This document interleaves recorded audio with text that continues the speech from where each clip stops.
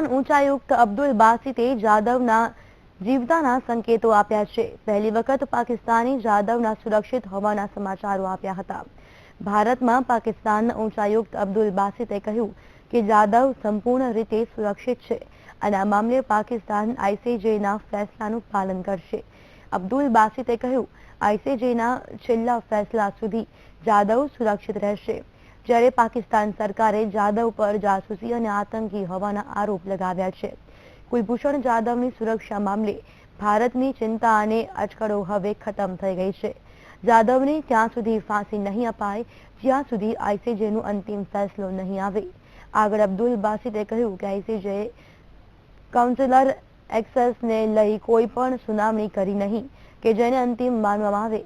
પાકિસ્તાન જાદવના મામલે એના કાનૂન પ્રમાણે જ કાર્યવાહી કરશે। ત્યારે બાસિતે કહ્યું કે પાકિસ્તાન માટે આઈસીજેનો ફેસલો બહુ મહત્વનો નથી।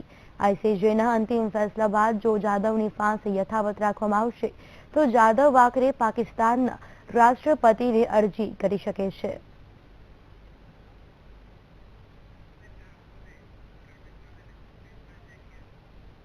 પાકિસ્તાનને મુંબઈના જોગેશ્વરી ઈસ્ટમાં રહેતા શેખ નબી અહમદને અધૂરા દસ્તાવેજ હોવાથી ઘૂસણખોરીનો આરોપ લગાવીને તેની ધરપકડ કરવામાં આવી છે। પાક મીડિયા દ્વારા આ મામલો સામે આવ્યો છે। શેખને 19 મેના રોજથી કસ્ટડીમાં રાખવામાં આવ્યો છે, જેના પાકના નાપાક ઇરાદા એકવાર ફરી શંકામાં છે। શેખની એ સમયે ધરપકડ કરવામાં આવી જ્યારે તે રાજધાની ઇસ્લામાબાદના સેક્ટર F8 સ્થિત નઝીમુદ્દીન રોડ પર ફરી રહ્યા હતા। એક પોલીસ સ્ટેશન પાસેથી તેઓ પસાર થઈ રહ્યા હતા। તે સમયે તેમને અટકાવવામાં આવ્યા અને તેમની નાગરિકતા અંગે પૂછપરછ કરવામાં આવી।